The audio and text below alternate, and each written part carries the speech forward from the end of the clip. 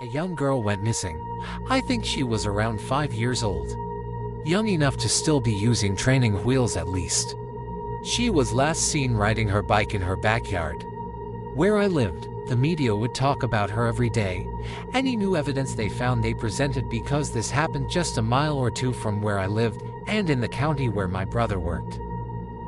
It turned out that this girl's neighbor had been the one to kill her and his wife turned him in. I'll always applaud this woman for this. You always hear about spouses trying to hide their significant other's crimes. My brother, who is great at getting inside people's head, told me that he made it seem like he was relating to the guy, which he said he was repulsed by, but had to do it to get an honest confession. He said the guy wasted no time at bragging at what he did, smiling the entire time. He said he invited the little girl inside his house, got a trash bag, and used it to suffocate her. He described every detail about how long it took, how tight her held the bag, and how thrilling it was to be in control of someone else's life. But the most messed up part, he admitted that he rode with the father, helping this terrified man search for his missing baby girl.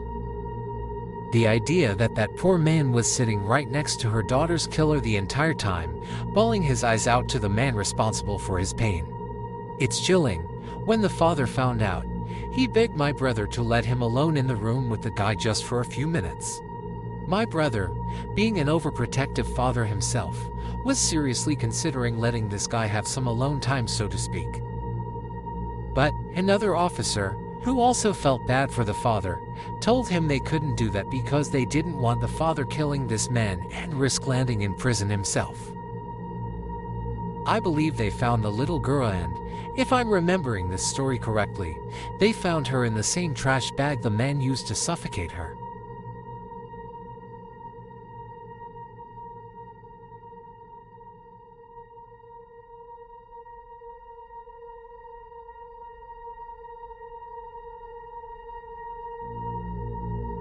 In the town I grew up in UK, a woman in her 30s, her 3 kids, and their car all went missing.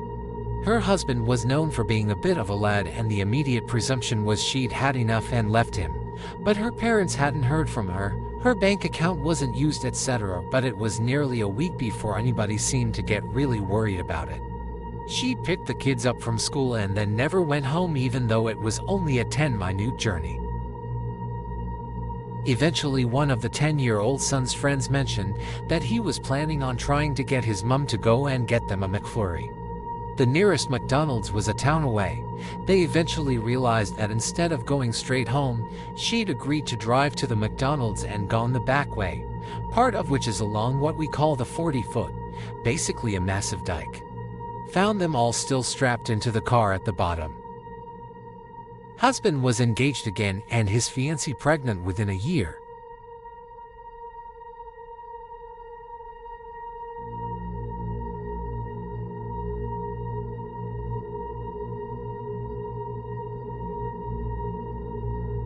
I did my undergrad at a college in Vermont. In the winter we would quite literally be snowed under. Over Christmas break, a sophomore went missing. He wasn't a close friend, but we had a couple of classes together. It was a small liberal arts college in a small town, so everyone in the community was pretty freaked out. His phone and wallet were left in his room, so the theory was that he's been abducted and maybe even killed. Campus got real scary for a few months. There was police everywhere, helicopters overhead, students marching through the snow in lines looking for a body. Finally, when the snow and ice thawed, they found his body in the creek. Police surmise he entered the water from the bridge in town, but no one knows if he jumped or was pushed. This one still haunts me.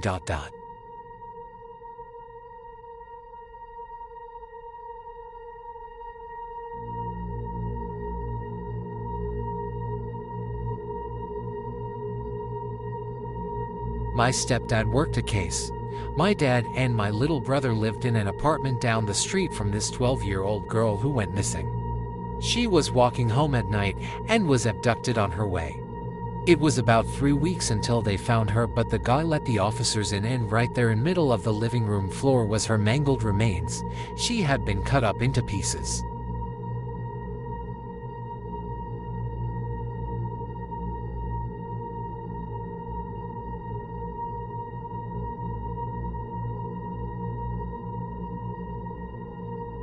Skylar Nees went missing.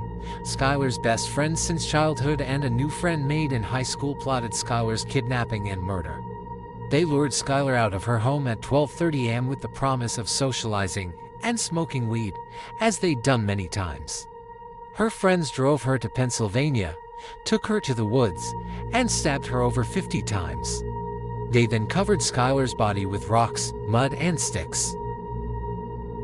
During the investigation into Skylar's disappearance, the two friends helped Skylar's family distribute missing persons posters, reassuring the family that Skylar would come home soon.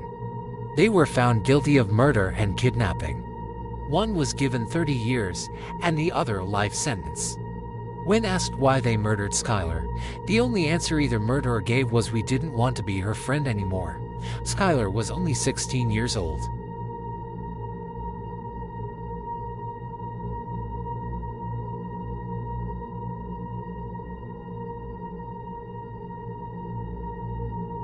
The disappearance of Cherry Mahan has never been solved. She disappeared on February 22, 1985, not far from where I grew up. Police saw a van with a painting of a skier on the side. Pretty unique, so no problem, right? Nope, no one has ever reported seeing that van again either.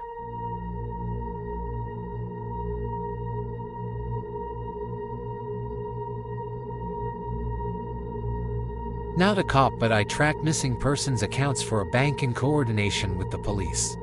One day a cop called and said they wanted to track the accounts of a woman who had gone missing at the hands of a dangerous trafficker. The last transactions I could trace since she disappeared was at one of our branches. I pulled the footage, and the trafficker was pulling a bunch of money from her account.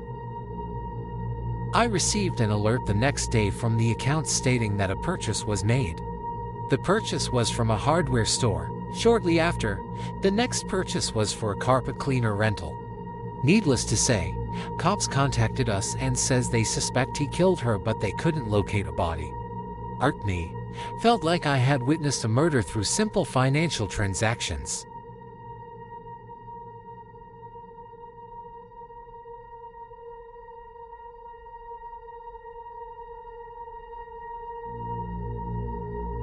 Drunk lad who had a history of sleeping in some pretty weird places after a night out has potentially been crushed to death after being loaded into the back of a rubbish truck from a bin he was sleeping in.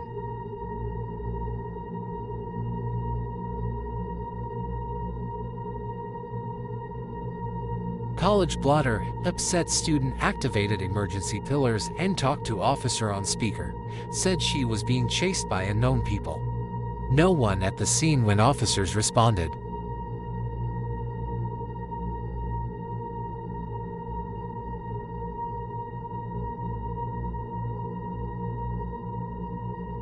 Brandon Lawson. He ran out of gas on the highway in the middle of the night and called his brother to come help him. Shortly after, he called 911 and reported that someone had chased him into the woods and that he needed police. Eventually, his brother and one police officer arrive at the scene and find his truck abandoned, but no sign of Brandon. Brandon calls his brother and says he's bleeding and is 10 minutes away from his truck. That was the last anyone ever heard from him, and searches of the area turned up empty.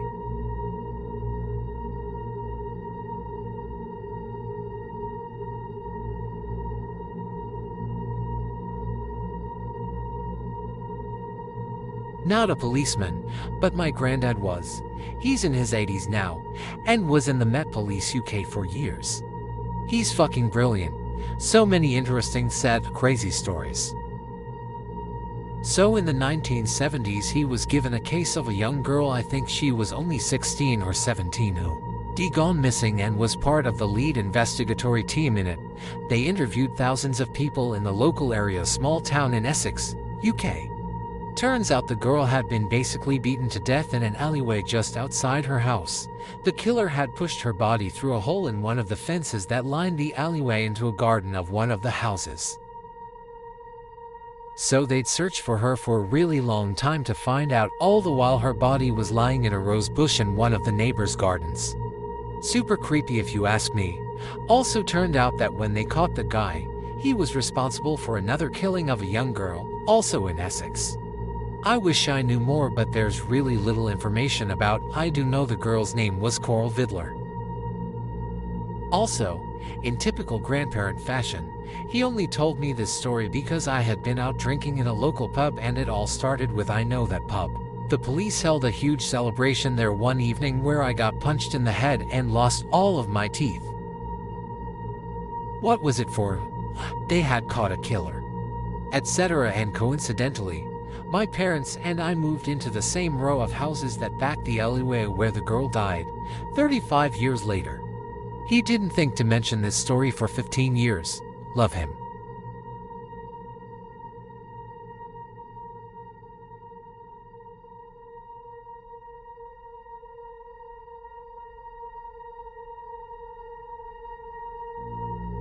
Not a cop, but had a pretty fucked up disappearance happen about a mile away from where I live. A girl went missing. She was 12. The whole town, state police, and I believe possibly the FBI all got involved. Search parties in the woods and through the streets for about 2 or 3 days. Turns out she had gone over to these kids' house that she knew from school to have them fix her bike. Turns out the kids' brothers, one 15 and the other 17, planned on stealing it. Well, she put up a struggle, and the one brother wound up strangling her in his basement. She was found a few days after she went missing. They stuffed her body in a trash can on trash night.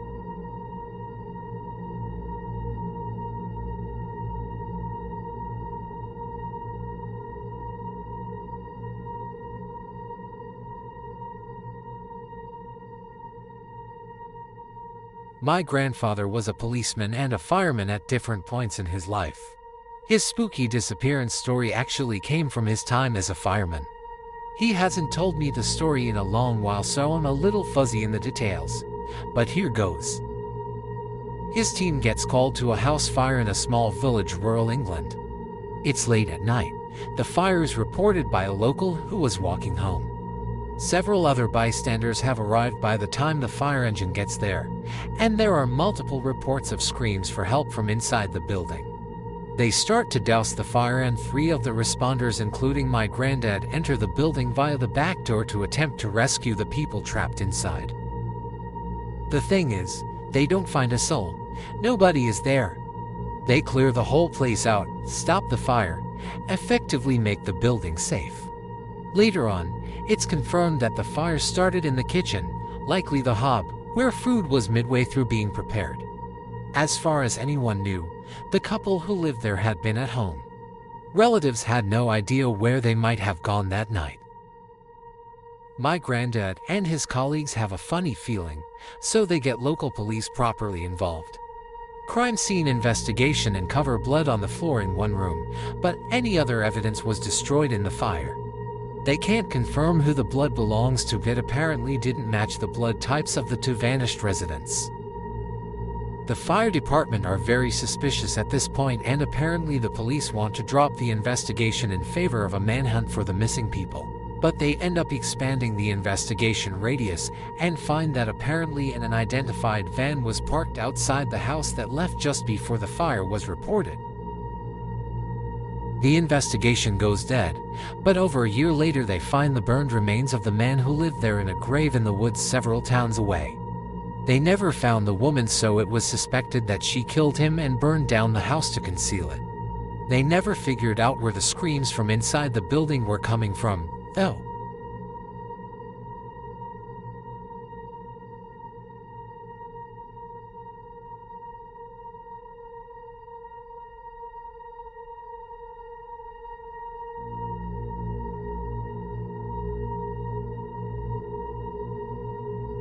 Not a police officer, but my granddad was. He was a part of the police force in the 60s till the early 80s. Sometime during the 70s he was assigned to a missing persons case that had been ongoing for a while and had actually been reassigned due to the lack of new evidence. Him and his partner spent months on the case fighting for it to stay open. One day they went and searched the missing person's home again. It caused a lot of uproar with the family, as they hadn't really moved his things or been into his home since the case had gone quiet. Anyway, they got permission almost a month after asking and found a handwritten receipt for a car in his bathroom bin. God knows why his bins weren't searched before unless it was just missed. They managed to track down the guy who sold him the car. He said that the missing person had mentioned that he was going to store his car in a garage till he had the money to insure it. He even gave them the name of the town he said the garages were in. They went to the town and got search warrants for every single rentable garage, even though they had no evidence he had ever rented one. After a couple of days they found the car with the guy inside it.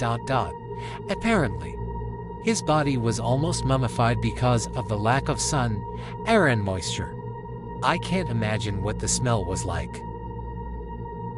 But they think he accidentally killed himself while trying to do some work on the car. He would have had the garage door closed because his car wasn't insured.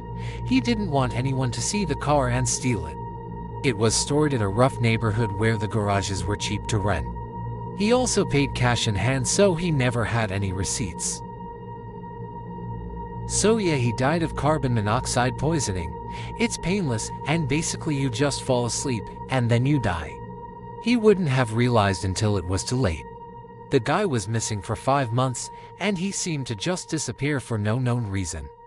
My granddad told me this when I was a kid, and it really scared me that people can so easily just go missing or die and nobody knows where they are. Still kinda freaks me out.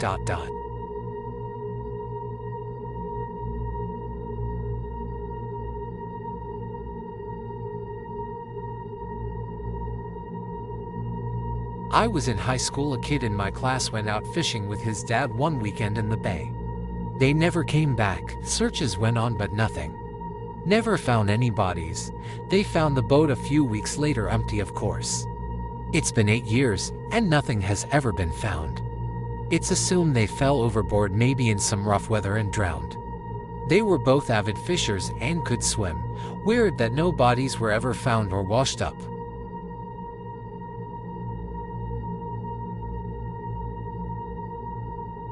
Don't forget to follow our channel for more content like this.